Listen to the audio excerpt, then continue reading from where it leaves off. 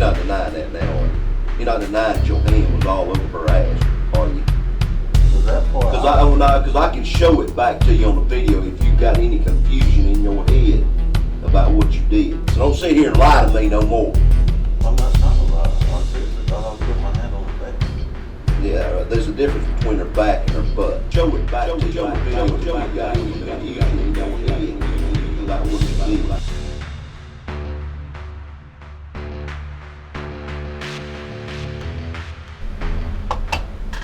Come in.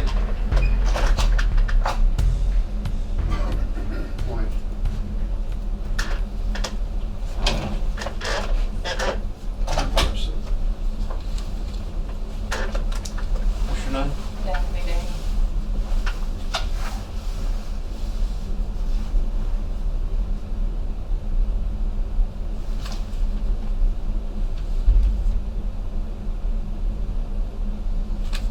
Spell your name for me. It's D-A. P-H-N-E. D-A. N-I-E-L.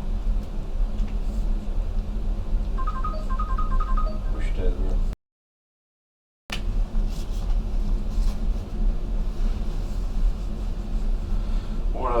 What side you in? What dorm you in? I-5. You on pod A, I-5? The A. Pod A. I-5. Five. How long you been here with us? Since April 26th. And I'm not one of you to stir up nothing. I don't even question. What are you in here for? Manufacturing.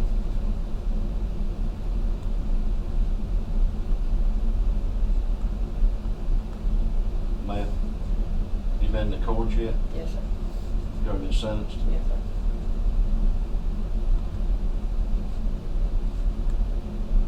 Did you get state time? 5 years probation at RSAP. RSAP. and 5 Rehab. years. Yep. Rehab.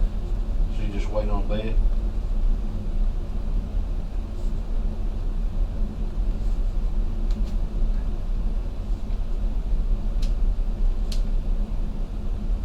All right, I'm Byron Head. I'm captain here at the Sheriff's Office, the Mobile Officer Professional Standards. And Captain Ray's told me this morning that you wanted to talk to me about something. I really don't know what you want to talk to me about, so, I mean, you're going to have to tell me because I really don't know anything. Well, one of the officers, actually, one day I hit the buzzer, because I was trustee till up to the day. And I hit the buzzer to ask for something, I don't even remember, couldn't even tell you what it was about. And he asked who I was, and I told him, and his name's Officer Lowery. And he was like, oh, I know all about you because my boyfriend's here too, and evidently Eric talked about me to him or something. And he kept talking to me, and he would like come ask me questions here and there. And he was wanting like me and Steve, 1, 2, it's like 2 of the girls that he wanted to like see just flashing, you know what I'm saying? Show them your boobs. That's all he wanted.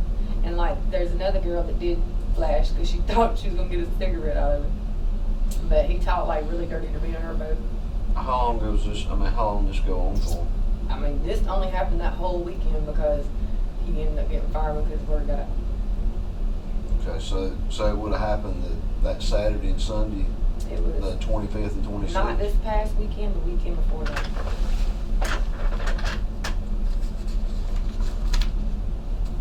Well, he was writing me letters. 25th, 26th, So same time. 25th, 26th. Officer Hickson, please call 253. He was writing me letters and he had me come out like of the dorm to go get the letters. Like after like that first, it was Friday when it started. So on the 24th, is that when you started? Cotton Hills, yeah.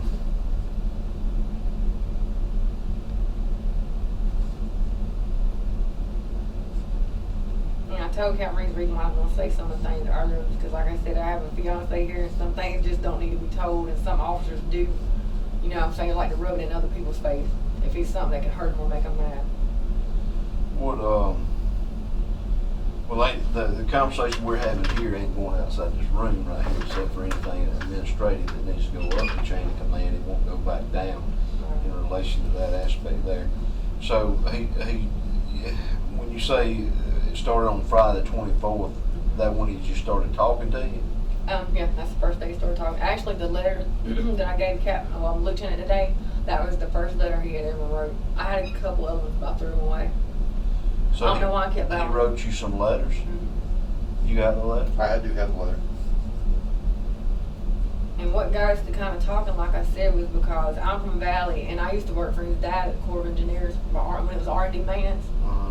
And then I went and grew up with his brother. And so he kind of like, he's like, what Lowerys do you know? I was like, Ray Lowery. He said, that's my brother. And I said, Donald Lowery. He said, that's my dad. So we just kind of talked. Like the next morning he'd come in, he'd like hit the butter as soon as he got in. And if I went in my room, he'd hit the loudspeaker, like for me, let me know he was trying to call me to go in the room. He paid him back. So what did he say in the letters? I mean, nothing graphic at all. I mean, I don't have my copy. You have that copy with you? It's over my office. Let me get it. Well, I get it from And it's you. just like basically, Did you look over the letter? he said he enjoyed the show, like that was like from Flashing. And he was actually trying to figure out a way he could get me and another girl into the tower bathroom.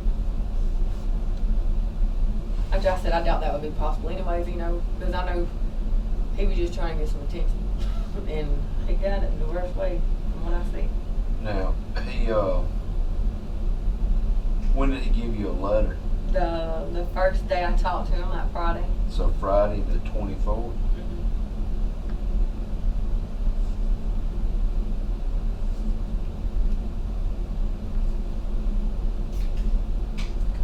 Now, when you got the letter, is that the letter he has, or is this a different letter? That's a That one you different threw- letter. So you threw that one away. What did he My write? roommate actually told me, she just like wadded it up and threw it towards the toilet, and I was like, well, I was gonna keep that, so I just flushed it. Do you remember what it said? It was just basically talking about, he did me a favor, I owe him. And he's talking about how he had let me and my boyfriend go into a classroom for about 2 minutes to see each other.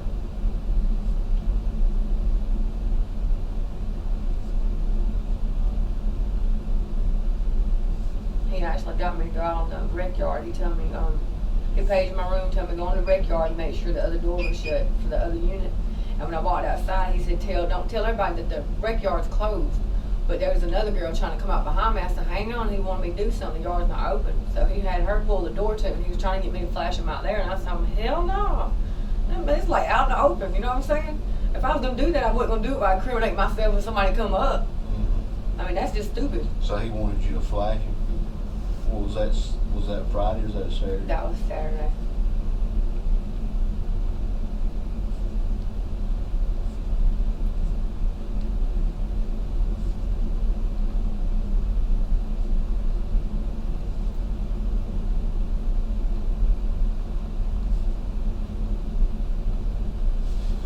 Right.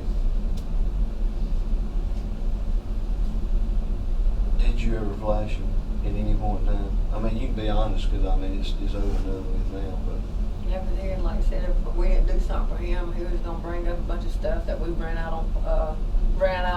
Well, I ran out on him. I didn't just ask permission to go out. And I was like, well, you can't really get me for escape because you let me out. When did you end up doing that? What day was that? It was the day after he let me, the same day he let me see Eric. And I think that was Sunday. Sunday. No, it was Saturday, because Sunday was the day that y'all had me going out there to get the visitation cards. Where did that happen at? Where did you? In the doorway of my room. And then the other girl who was in 12. Doorway to your room?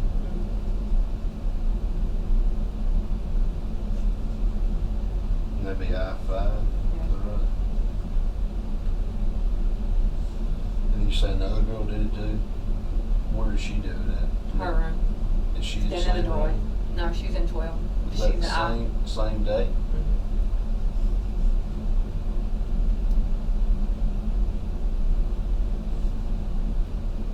And he promised y'all cigarettes if y'all would do it? Yeah, I promised her cigarette. Time I've been here 6 months, cigarettes ain't nothing to me. You remember that girl's name? I mean, anybody gonna know?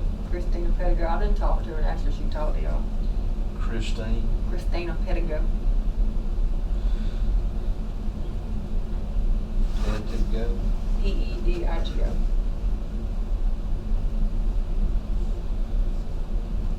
Okay, did anything sexual occur between? I took him, what did I take back to him? I took a grievance to him because I wanted to go get the letter the first day, and he like grabbed me and kind of like pulled me to him and hugged me and kissed me on the cheek. And I just kind of like froze because I didn't know what to expect, right? I wasn't expecting that. What day was that on? That was Saturday. Remember about what time it was? Mm. I mean, I know it's hard to keep track of time in here. Because he had me running in and out like that whole weekend. Did you say it was So after Friday, lunch or? visitation Friday, I had run and took him. What did I do? I took him. That might have been Friday when I took him the letter back. All right, so it's Friday or Saturday? I mean, anybody in the dorm can tell you he kept calling me and paging me to come out. Do you know about what time, Friday or Saturday?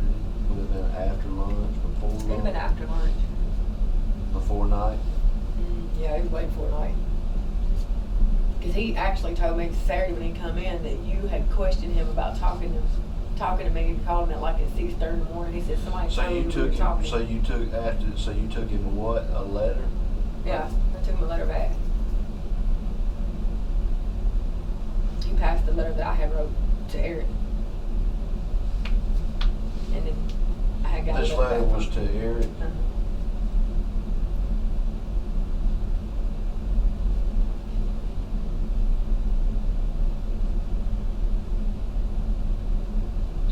Right, and he did what happened where did this happen at? Alright, you know where the tower door is? Alright, there wasn't nobody out in the hallway, nobody in the classroom, nobody at visitation.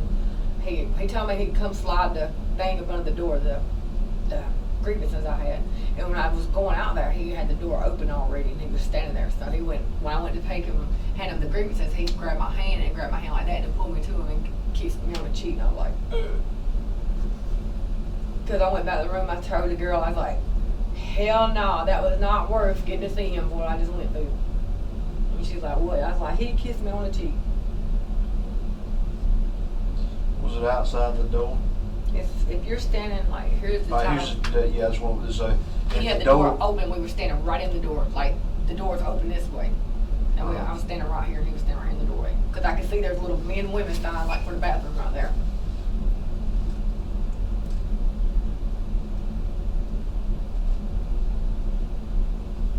And what did he do? I just went to hand him the little piece of paper and he grabbed my hand and, like, squeezed my hand and pulled me to him and gave me a hug and kiss right on the cheek.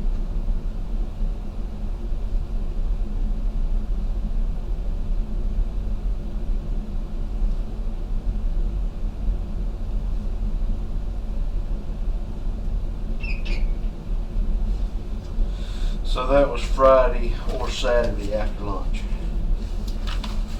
I believe it was Saturday because it was after I had seen Eric. And that was, I don't know if y'all watched the video, it shows me go out and go in the classroom. It was like brief, I mean, it was like enough time to run into the classroom.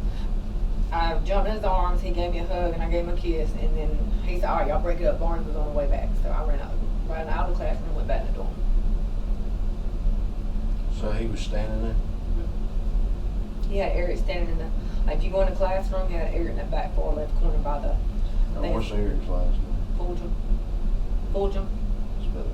Fulghum.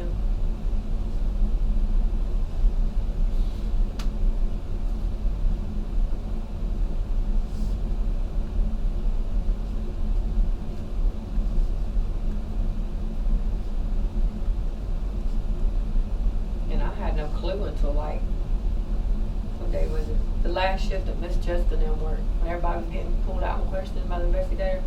I had no clue that he had even talked to any other females. Except for the girl that was in there with me. I didn't know he had talked to females in the other dorm. All right. When this happened in the classroom, you said it was about how long? I mean, it was like 2 minutes that me and Eric was in there. So 2 to 5 minutes. You said 5. I don't even think it was 5 minutes. It was time when he called my room. He said, because I had called and asked for a mop that day. So 2 to 3 minutes. Yeah. I mean, like from time to open the So door. y'all didn't have any kind of sexual No, contact? heck no. We could have. He had done told, like I told Captain, he had said if it would have been a little bit sooner, like on Friday, that we could have spent an hour together at visitation, nobody would have ever known.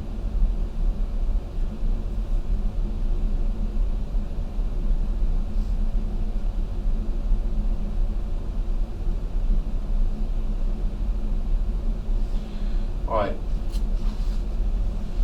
You know this better than I do. Is there anything else that went on concerning him? How many letters was total? that Like was 3. paid? That you passed him? That you passed to him? 2. From him to give to Eric, No. But how many letters did he give you for you? 3 altogether. He The gave first you one, which is, yeah. He gave you 3. Mhm.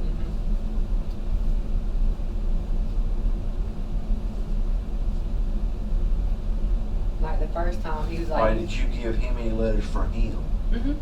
The first one he wrote me, he told me to write him back, and I was like, yeah, I do know your brother. So you gave him, for him, how many letters? When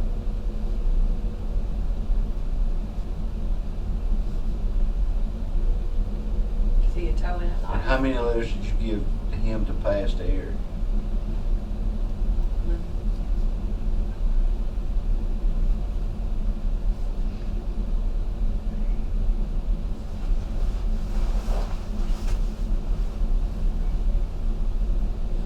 So you flashed him for letting you see Eric, and the other girl flashed him Because she wanted a cigarette. Alright, do you know if he gave the girl a cigarette?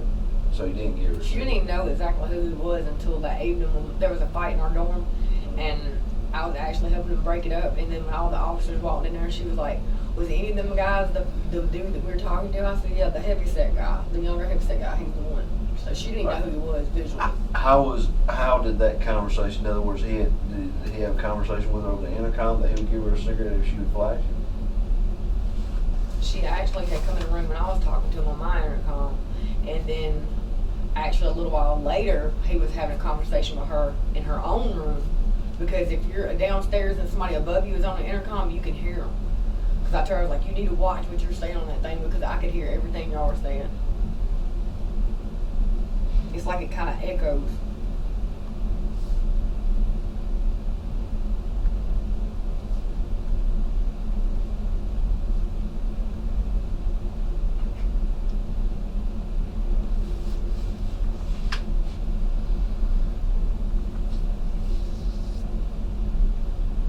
Okay, so on this particular occasion that would have been Saturday after lunchtime is when he gave you a hug. Did you hug him back, or did he? I mean, what I'm It's getting more at, like going up to him to hand him to him, and he pulled me to him. when he pulled you to him, he put his arm around you, or he just pulled you? He had his arm around him like he was gonna do like that. So he put his arm Right around behind my you, back. and then he kissed you on the cheek. Did he grab you anywhere but under your back? I mean, he didn't know he fondled me or any kind of way like that, no.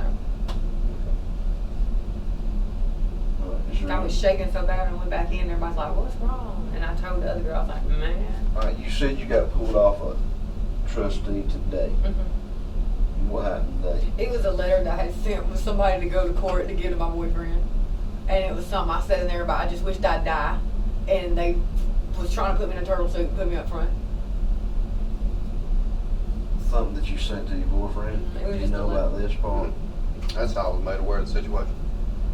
And the letter describes that she's depressed, didn't know she could make it, so they did what they're supposed to do. They took her to the nurse, and she had to sign an agreement that she was not going to kill herself.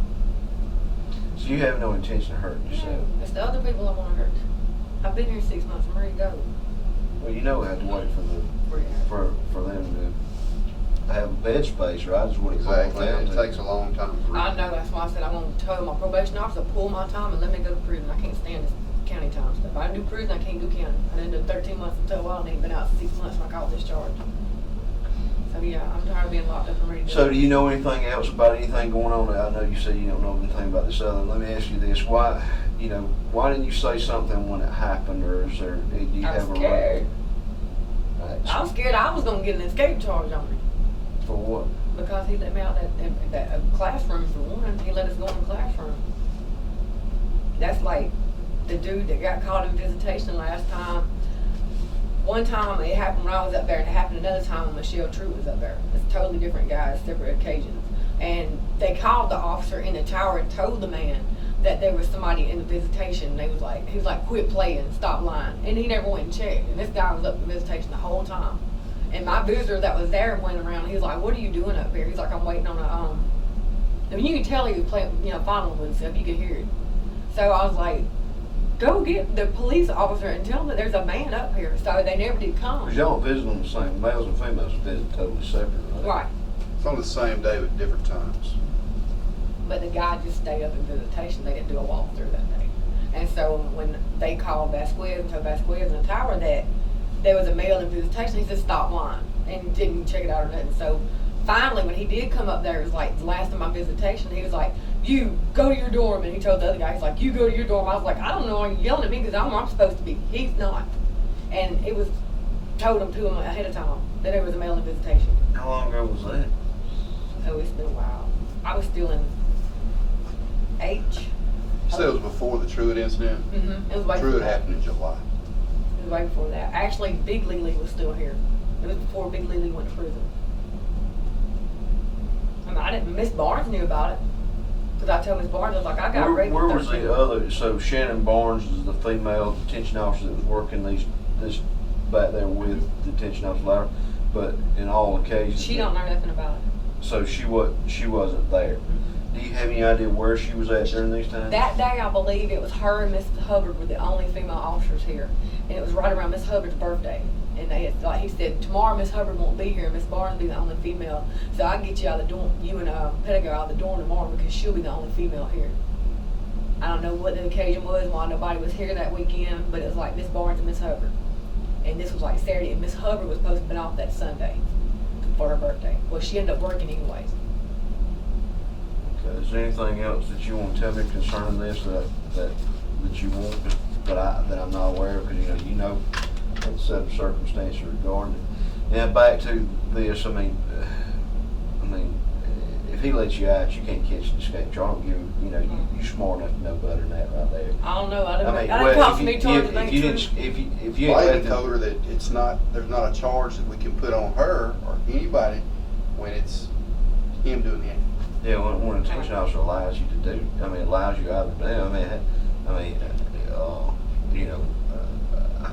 How I'm just gonna say how stupid for him to say that, and then knowing that we're gonna check everybody, and we have to polygraph or whatever we have to do to make a determination of whether somebody's actually trying to do something or not. So if he was letting you out, he can say all he wants, but that as far as that being the case, I'm not denying it. He may have said something like that, but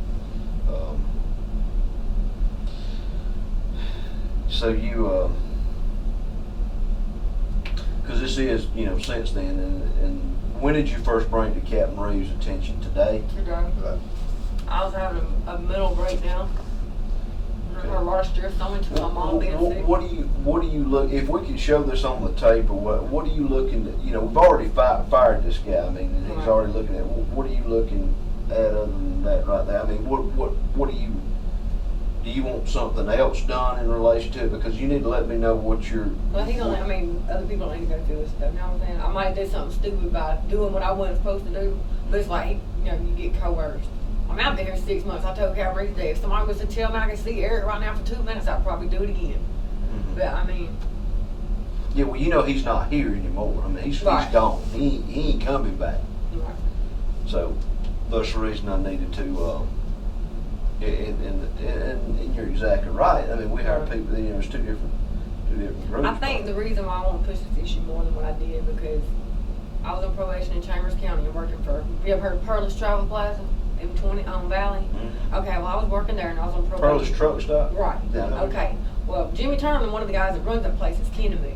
Well, this big black guy that I work with kept he would touch me and I just. I would even if he come by me and I was in the kitchen, I would scoot up as close as I could, and he would still rub his parts on me any way he could. So I went to Jimmy, who was supposed to go to the head guy, his name Mr. Bridges. Well, instead of y'all as in them, instead of them doing something to him, they fired us both. I was like, my probation officer went up there and told me, he's like, there's a sexual harassment issue going on. So when I went into work that day, they fired me and they fired him. It's like, I was the victim, and yet I got fired. I lost my job because of that. 2 weeks before Christmas. And I explained to her that we're not gonna do anything to any of the ladies. No reprimands, We ain't no firing you. privileges. Huh? We ain't firing you. You still employed here with us. You still on.